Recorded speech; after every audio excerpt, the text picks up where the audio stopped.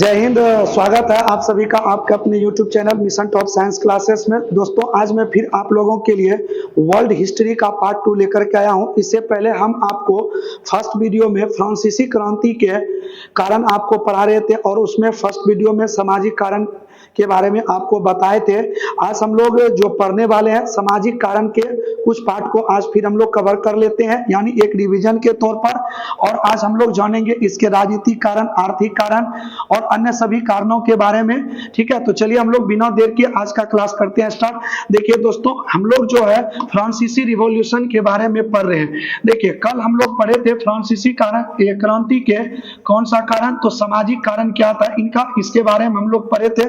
फटाक से एक बार हम लोग इनका रिवीजन कर लेते हैं। आज आपको हम स्पष्ट लिख दिए हैं, यदि उतारना होगा तो आप लोग वीडियो पॉज करके उतार सकते हैं। देखिए हम लोग सबसे पहले सामाजिक कारण में पढ़े थे कि फ्रांस के राजा लुई 14वां ने क्या किया था, अपने समाज को 3 वर्गों में विभाजित करके रख दिया था, जिसमें प्रथम स्टेट पादरी था, द्वितीय स्टेट कुलीन था और तृतीय स्टेट में जो थे वो जनसाधारण के लोग थे, जिनमें से तृतीय स्टेट के लोगों के द्वारा ही टैक्स वगैरह वसूला जाता था, जिसमें पादरी लोग, कुलीन वर्ग के लोग कोई भी टैक्स नहीं भरते थे।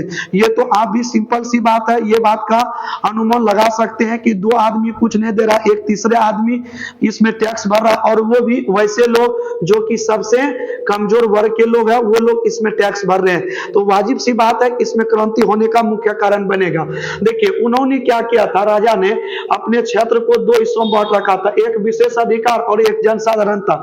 विशेष अधिकार में प्रथम स्टेट था और दूसरा में द्वितीय स्टेट था। प्रथम स्टेट के लोग को पादरी कहते हैं, कल भी बताए थे। द्वितीय स्टेट वर्ग के लोगों को हम क्या कहते थे, तो कुलीन कहते थे। और तृतीय स्टेट में जनसाधारण के लोग रहते थे। इनमें भी कुछ विभाजन क्या हुआ था, तृतीय स्टेट वाले में भी कुछ लोग अमीर थे, तो कुछ मध्य लोग थे और कुछ लोग पूरे ही गरीब थे।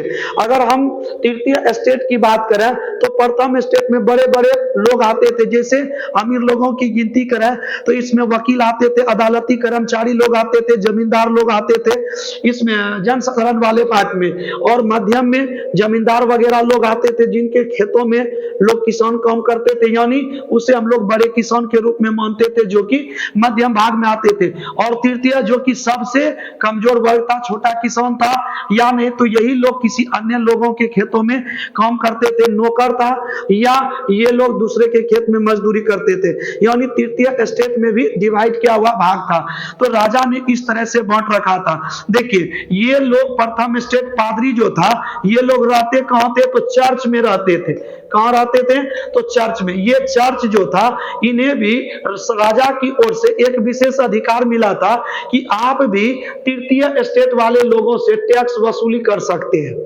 ठीक है, तो तृतीय स्टेट वालों से क्या कर सकता था, टैक्स वसूल सकता था। तो देखिए एक राजा जो स्वयं टैक्स वसूलेगा, एक और पादरी यानी चर्च के नाम पर जो वसूलेगा। इसका मतलब ये 2 तरह का टैक्स देना पड़ता था। एक टैक्स होता था टाइल और दूसरा होता था तीथे। तो देखिए जो टाइल टैक्स हुआ करता था, इस टैक्स को राजा स्वयं लेता था, यानी तृतीय स्टेट वाला स्वयं राजा को पहुंचाता था ये टैक्स। उस टैक्स को हम लोग क्या कहते थे, टाइल कहते थे। और एक कर था थे, जिस कर को इसको जो पहुंचाना पड़ता था, इसे किसको देना पड़ता था, तो ये देना पड़ता था चर्च को। ठीक है, टाइल राजा को देगा और टीथे चर्च के नाम पर लेता था कौन, तो पादरी लोग लेते थे, अर्थात प्रथम स्टेट के लोग लेते थे। तो आपसे पूछेगा कि बताइए कि फ्रांसीसी क्रांति के समय कितने तरह का टैक्स लिया जाता था, तो मुख्य रूप से 2 टैक्स था, एक था टाइल, टीथे। टाइल राजा को देगा, टीथे चर्च वाले लोग लेते थे। ठीक है, तो यही था उनका सामाजिक कारण, जिसके बारे में कल भी हम आपको बताए थे। चलिए हम लोग नेक्स्ट आगे बढ़ते हैं दूसरे कारण की ओर। आज देखिए हम लोग पढ़ने वाले हैं दूसरा कारण कौन सा है, तो राजनीतिक कारण। इसके बारे में हम लोग समझें राजनीतिक कारण क्या है, इसके बारे में देखिए। सबसे पहले फ्रांस में राजा जो बना था, वो बना था लुई 14वां। ध्यान से सुनिएगा, फ्रांस का जो राजा था, ये जो घटना शुरुआती होती है वो लुई 14वां के समय से ही स्टार्ट हो जाता है। देखिए लुई 14वां जो था, इसका शासन काल था 1643 से 1715 ईस्वी तक।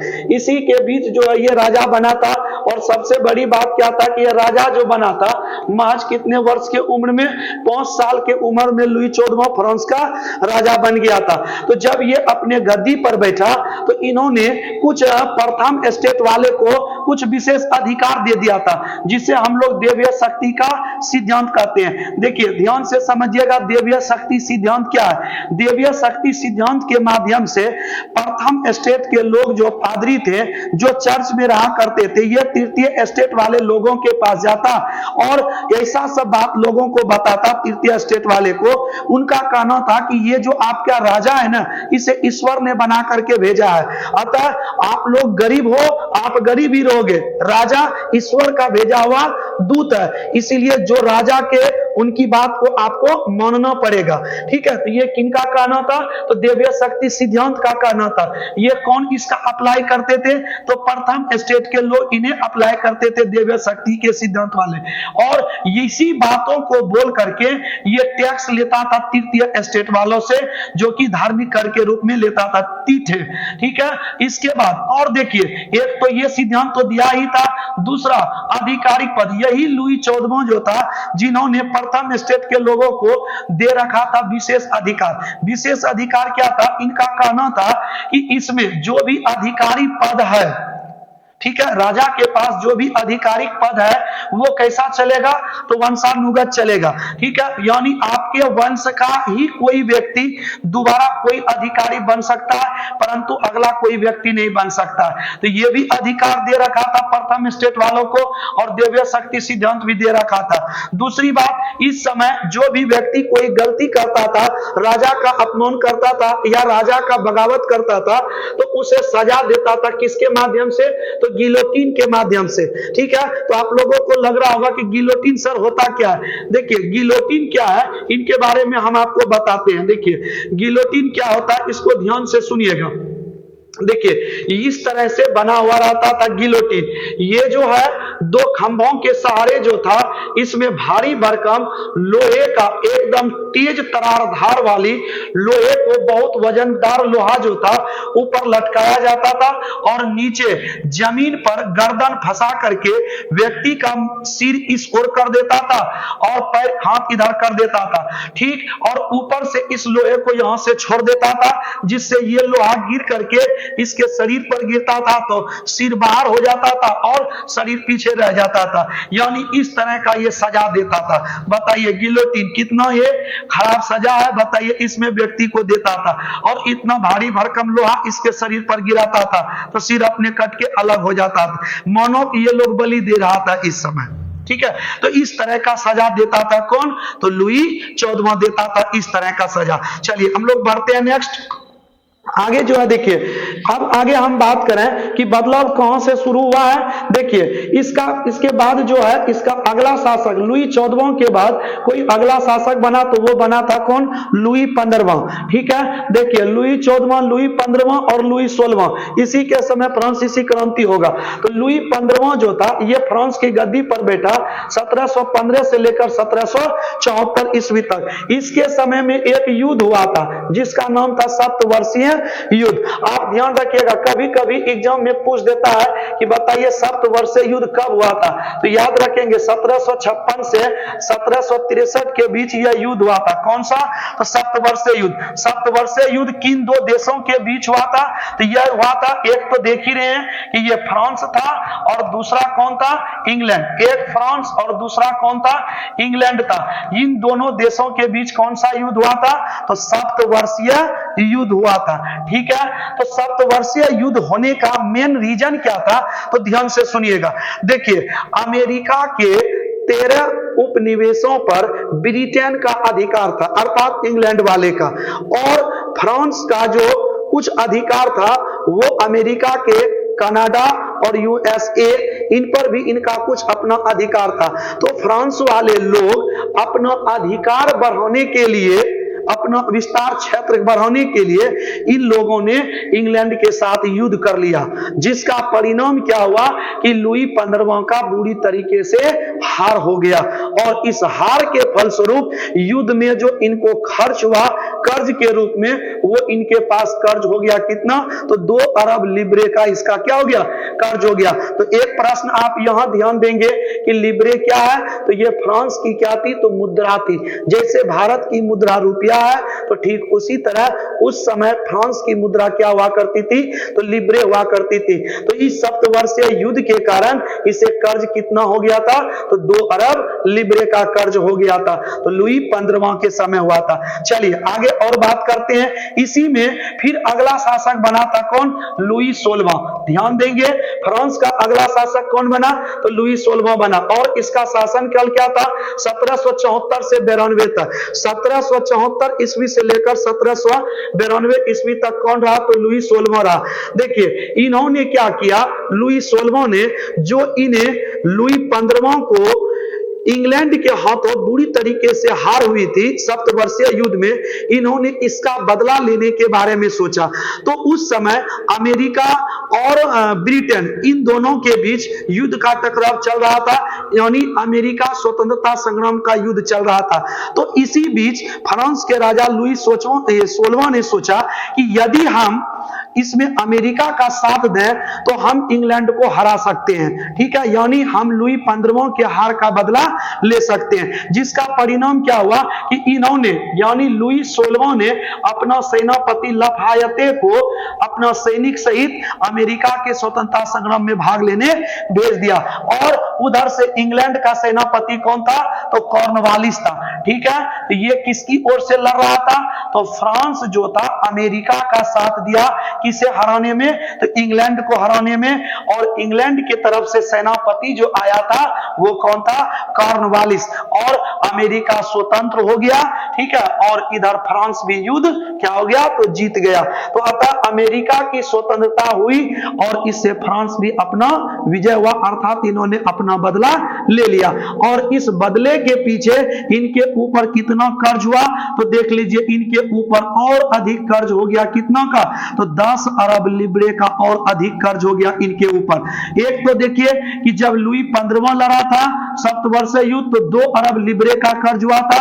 और जब इन्होंने अपना बदला लेने के लिए भिड़ा तो इनको एक्स्ट्रा और कितना खर्च हो गया, तो 10 अरब लिब्रे का खर्च हुआ, यानी इसके ऊपर कर्ज रहा। देखिए एक तो ये बात हो गई, इस कर्ज में केवल इतना ही नहीं, केवल युद्ध की वजह से इतना खर्च हुआ, इनके पीछे और बीच का मेन कारण क्या था कि लुई 16वां का विवाह जो हुआ था ये ऑस्ट्रिया की राजकुमारी मेरी अंतोइनेट के साथ हुई थी। ये महिला ऐसी थी कि इतना खर्च करती थी पैसा, इतना खर्च कि इसका नाम ये रख दिया था खर्चालू, ठीक है। तो इसकी पत्नी मेरी अंतोइनेट बहुत अधिक खर्चालू थी, झिटफिट में रहती थी, ठीक है, इसमें अधिक खर्चा करती थी। तो उन चीजों को लेकर के और इस युद्ध के वजह से, साथ ही मेरी अंतोइनेट की 2 महीने की पुत्री के लिए कम से कम 60 नौकर रहता था उसकी देखभाल के लिए। तो बताइए कर्ज नहीं होगा तो और तब क्या होगा, ठीक है। तो अगर हम इस अनुसार से देखें तो अभी इनके पास टोटल कितना कर्ज हो गया, तो 10 और 2 टोटल 12 अरब लिब्रे का इनके ऊपर क्या हो गया, कर्ज हो गया। आइए हम लोग तीसरे कारण की ओर बढ़ते हैं। देखिए क्या क्या वजह है जो कि युद्ध होने का। अब हम लोग तीसरी कारण की ओर बढ़ रहे हैं। कौन सा कारण है, तो दार्शनिक कारण। दार्शनिक कारण में देखिए एक आता है मॉन्टेस्क्यू, क्या नाम है, मॉन्टेस्क्यू। इन्होंने अपनी एक पुस्तक लिखी the spirit of the law. कौन सी पुस्तक है, the spirit of the law. इस पुस्तक में इन्होंने बताया कि जो फ्रांस के जो राजा है जिस प्रकार से शासन कर रहे हैं ऐसा शासन नहीं चलेगा। सभी व्यक्तियों के लिए समान कानून होना चाहिए, सभी व्यक्ति को समान नागरिक संहिता मिलनी चाहिए, परंतु राजा तो यहाँ कुछ अपना ही अलग विचार में बैठे हुए हैं। तो इन्होंने मॉन्टेस्क्यू ने अपनी एक पुस्तक लिखी the spirit of the law. इस पुस्तक में इन्होंने शक्ति पृथक्करण का सिद्धांत बताया, अर्थात विधायिका, कार्यपालिका और न्यायपालिका, इन तीनों के सिद्धांत को इन्होंने क्या किया, इसमें अलग अलग कर दिया। तो इसलिए बताया कि विधायिका जो होते हैं कानून बनाएगा, कार्यपालिका इसके द्वारा बनाए गए कानून का पालन करेंगे, और न्यायपालिका जो व्यक्ति कानून का पालन नहीं करेंगे तब उनको आप क्या देंगे, सजा देंगे, अर्थात शक्ति का विभाजन बताया। तो यहां से भी क्वेश्चन आता है एग्जाम में कि बताइए शक्ति विभाजन का सिद्धांत या शक्ति पृथक्करण का सिद्धांत किसने दिया? मॉन्टेस्क्यू। या कभी कभी आपको एग्जाम में पुस्तक का नाम पूछ देगा, the spirit of the law पुस्तक किसने लिखी है? तो मॉन्टेस्क्यू ने लिखा है। ठीक है, इसके बाद एक व्यक्ति और आया है, जॉन लॉक। ठीक है, two criticisms of government, two criticisms of government, सरकार कैसी होनी चाहिए, इनके बारे में इन्होंने बताया है इस पुस्तक में। ठीक है, ये किसकी पुस्तक है? तो ये पुस्तक है जॉन लॉक की। क्या नाम है? टू क्रिटिसाइजेस ऑफ गवर्नमेंट, अर्थात सरकार कैसी होनी चाहिए, इन पुस्तक को पढ़ने के बाद पता चलेगा। और एक तीसरा व्यक्ति आता है, रूसो, जिन्होंने इसके सिद्धांत को आगे की ओर बढ़ाया था। ठीक है, और लोग इन्हीं सभी पुस्तकों को पढ़ पढ़ करके अपने अंदर आत्मविश्वास जगाता था और राजा के द्वारा बनाए गए कानून का विरोध करने के लिए तैयार होते थे। ठीक है, तो इनका भी बहुत अहम योगदान रहा। अतः दार्शनिक कारण भी फ्रांसीसी क्रांति होने का एक प्रमुख कारण था। ठीक है, चलिए इसके बाद हम लोग जानेंगे आर्थिक कारण। देखिए आर्थिक कारण क्या था? इतना अधिक कर्ज होने के कारण लुई 16वां ने क्या किया? इन कर्जों को चुकाने के लिए एक बार फिर इन्होंने सोचा कि यदि हम टैक्स में वृद्धि कर दें तो इससे क्या होगा कि कर्ज में कमी आएगी। तो इसके लिए इन्होंने क्या करना पड़ता था कि जब कभी भी टैक्स में बढ़ोतरी करनी हो या कमी करनी हो तो इनके लिए सबसे पहले बैठक बुलानी पड़ती थी। तो आप ध्यान से देखेंगे तो आपको पता चलेगा, ये जब बैठक बुलाया गया था, देखिए कितने वर्षों के अंतराल पर बुलाया गया था। तो जब टैक्स बढ़ाना या घटाना था तभी बुलाया जाता था। तो पिछला बैठक जो था वो 1614 ईस्वी में बुलाया गया था, जब टैक्स को बढ़ाना या घटाना होता था। तो यहां पर टैक्स बढ़ाने की पारी आया है और ये बैठक कब होने वाला है? तो 5 मई 1789 ईस्वी को बुलाया। देखिए इतने वर्ष के अंतराल पर इन्होंने फिर से बैठक बुलाया था। अब आपको पता चलेगा बैठक कौन सा था, कि पार्लियामेंट बैठक था या जनरल स्टेट की बैठक थी। तो बैठक दो तरह से हुआ करता था, एक कौन सा बैठक था? पार्लियामेंट, और दूसरा जनरल स्टेट। तो ध्यान से सुनिएगा, पार्लियामेंट बैठक जो होता था इसमें राजा तो रहता ही था, साथ में इनके साथ पादरी रहता था और दूसरा कौन रहता था? तो कुलीन वर्गीय लोग रहता था। तो यदि पादरी, कुलीन वर्ग और राजा इनके साथ बैठक होती थी तो ऐसे सिचुएशन में वो जो बैठक होता था उसका नाम क्या था? पार्लियामेंट, यानी पार्लियामेंट में बैठक होती थी। इसके बाद यदि थर्ड स्टेट वाले लोग की बात करें, थर्ड स्टेट की बात करें, थर्ड स्टेट और इनके साथ पादरी, इनके साथ कुलीन और राजा, यानी थर्ड स्टेट रहे, पादरी रहे, कुलीन रहे, ठीक है, और राजा रे, ये सब मिल करके जब बैठक करेगा तो इसे ही हम लोग कहते थे जनरल स्टेट की बैठक। यानी इतने वर्षों के अंतराल के बाद जो था ना जनरल स्टेट की बैठक बुलाई गई थी, जिसमें कुलीन वर्ग से भी कुछ लोग आए थे, मध्य यानी ये जो था आपका कुलीन से, पादरी से, दोनों से लोग आए हुए थे, साथ साथ इनसे थर्ड स्टेट से भी कुछ लोग मौजूद थे वहां पर। तो जिसमें जिसका जिसका अधिक पद था वो आगे बैठे थे, यानी सबसे आगे ये बैठा था, उसके पीछे ये बैठा था और सबसे पीछे उस बैठक में कौन बैठा था? तो जनरल स्टेट के, यानी इसमें तो तृतीय लोग बैठा था, तृतीय स्टेट में रहने वाले लोग। ठीक है, तो इस प्रकार से ये जो तृतीय स्टेट वाले लोग थे तो कर्ज का भार तो इन्हीं के ऊपर होने वाला था। क्यों? क्योंकि इनके ऊपर तो किसी तरह का कोई टैक्स नहीं था। अतः इनके ऊपर टैक्स का बढ़ोतरी करने के लिए उपाय लगाया गया। क्या? तो इसका रूल चलता था, नियम चलता था कि इस पर टैक्स कितना अधिक करना है, कितना अधिक टैक्स नहीं करना है, या टैक्स लेना है कि नहीं लेना, इन सभी चीजों का निर्णय आपको ये दोनों वोट के माध्यम से देता था। तो बताइए, टैक्स ये भरेंगे और निर्णय ये दोनों लेंगे। तो इस बार जब वोट गिराने की पारी आई तो इन्होंने जनरल स्टेट की बैठक में तृतीय स्टेट वाले लोग ने कहा कि इस बार हम लोगों को भी मतदान करने की इसमें क्या दिया जाए? आज्ञा दिया जाए, और हम लोग भी इसमें वोट गिराना चाहते हैं। परंतु इसकी बात को नहीं माना गया और इन दोनों ने क्या किया? इनके ऊपर टैक्स का क्या किया? थोप दिया कि इनको टैक्स बढ़ाया जाना है कि नहीं करना। तो इन दोनों ने वोट गिराया, तो जिसका परिणाम क्या हुआ? इन्हें जो वोट नहीं गिराने दिया तो इन्होंने राजा के खिलाफ अपना बगावत शुरू कर दिया।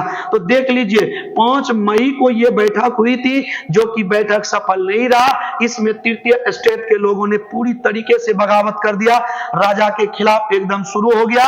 और ये लोग जो थे ना राजा के महलों के समीप, ठीक है, वो समय था कौन, 14 जुलाई।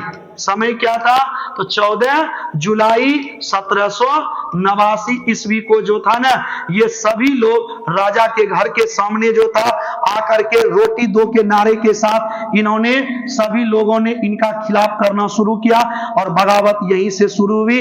और परिणाम क्या हुआ कि राजा को देशद्रोह के मामले में फांसी पर चढ़ा दिया गया।